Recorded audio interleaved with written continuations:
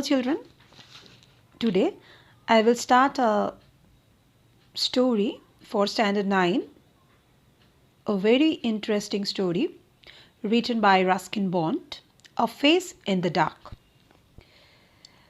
Now children, Ruskin Bond, an Indian author of British descent, is a prolific writer. So what is this prolific? Prolific means a highly productive writer whose work are popular with adults and children alike. Now, in this following story, writer Ruskin Bond relates a thrilling incident set among the picturesque hills around Shimla. So, what is the meaning of picturesque? Picturesque is beautiful look. And where the story took place, it's in Shimla. Ruskin Bond's fascination with the paranormal finds expression in this macabre tale. So what is paranormal? Paranormal means which cannot be explained through science. And macabre is disturbing or gruesome. So what happens in the story? Mr. Oliver, a school teacher, is on his way back to school late one night when he meets a strange young boy. The encounter fills him with terror and he takes to his heels.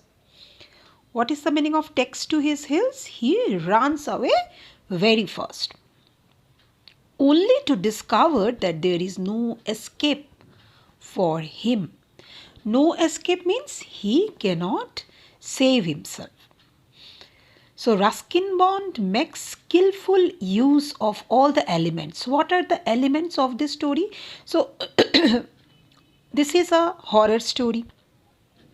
So what are the elements he has kept? Fear, surprise, suspense and mystery to explore humanity's collective fascination with the dark.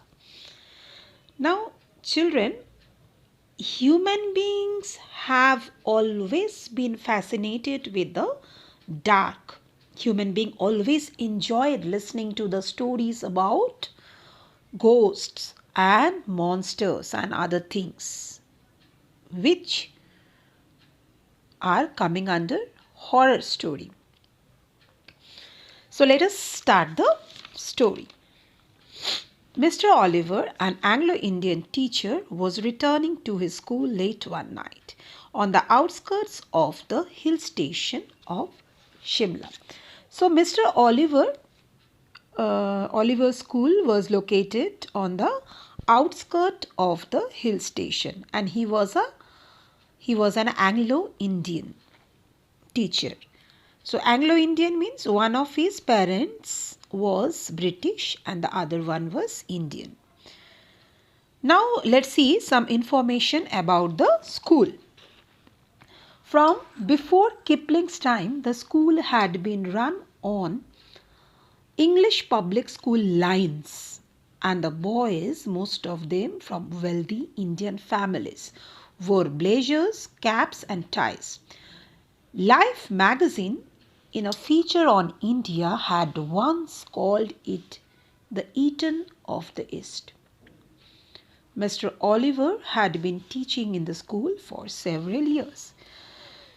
So, here you see it is written Kipling's time, from before Kipling's time. So, Kipling here refers to Rudyard Kipling, the writer of the Jungle Book. English public school lines. You see the line, it is written run on English public school lines.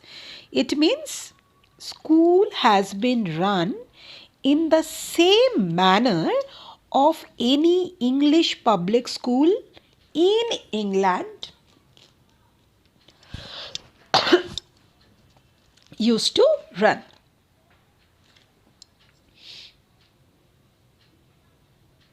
So here this public school it is giving the meaning of elite school. Elite school means the schools where the children who come to study, they are all from wealthy families. So when we see what the children wear, like wore blazer, caps, ties, it indicates that these children are coming from wealthy family. Now this line you see, Life magazine in a feature on India had once called it the Eden of the East. So, Life magazine is a famous American publication. Okay, so Eton, E-T-O-N, Eton refers to Eton College, which is a prestigious boarding college for boys located in England. And the school where Mr. Oliver used to work, means was teaching, was a same kind of school, which is why it was called the Eton of East. Eton of the East. And what is written in the last line of the first paragraph? Mr. Oliver had been teaching in the school for several years. Several years he was teaching there.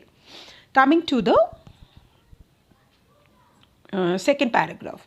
The Shimla Bazaar with its cinemas and restaurants was about 3 miles from the school, and Mr. Oliver, a bachelor, usually strolled into the town in the evening, returning after dark when he would take a shortcut through the pine forest. So Mr. Oliver was a bachelor, so he was free during evening. So in order to pass the time and enjoy himself, he always used to go to the Shimla Bazaar. He would enjoy over there in the cinemas and restaurants, and then returned after dark. Because it got dark, he always used to take a shortcut through the pine forest. Next paragraph. When there was a strong wind, the pine trees made sad, eerie sound that kept most people to the main road. So, imagine if you are walking through the forest at night and there is a strong wind blowing, and that time naturally the trees will make a sad, eerie sound. Eerie sound means something strange, something peculiar sound to make you nervous. So sad, eerie sound used to come from pine trees, because of which most people used to avoid taking the path and people used to take main road. But Mr. Oliver was not a nervous or imaginative man. Mr. Oliver was quite brave, so he had no problems taking the shortcut through the pine forest. He carried a torch, so it's dark, he needs to see his way. So it's common sense to use a torch. Now see what happens. He carried a torch and its gleam. The batteries, its gleam. The batteries were running down, moved fitfully down the narrow forest path. So it was a narrow forest path, and because of the batteries in the torch were running low, the light was not very bright. When its flickering light fell in the figure of a boy who was sitting alone on a rock, Mr. Oliver stopped. So suddenly he saw a boy was sitting alone on a rock. Through that light, he saw a boy was sitting on a rock. So immediately Mr. Oliver stopped, because it was very strange. The boys, you see what is written next. The boys were not supposed to be out after dark. So it was not obvious. It was quite strange. So he immediately stopped. Next paragraph. What are you doing out here, boy? What are you doing out here, boy? Asked Mr. Oliver, sharply moving closer so that he could recognize the miscreant. So, miscreant meaning is wrongdoer, who is doing something wrong. So he just asked the boy that, what are you doing? What are you doing? He wanted to recognize who is the boy is. Who is that boy who is doing something wrong? But even as he approached the boy, Mr. Oliver sensed that something was wrong. The boy appeared to be crying. His head hung down. He held his face in his hands and his body shook convulsively. Convulsively. It was a strange, soundless weeping, and Mr. Oliver felt distinctly uneasy. So this boy was crying. This definitely, that man, Mr. Oliver, understood that something, definitely there was something wrong. Although his head was down and Mr. Oliver could not see his face, his body was shaking violently, convulsively written, violently.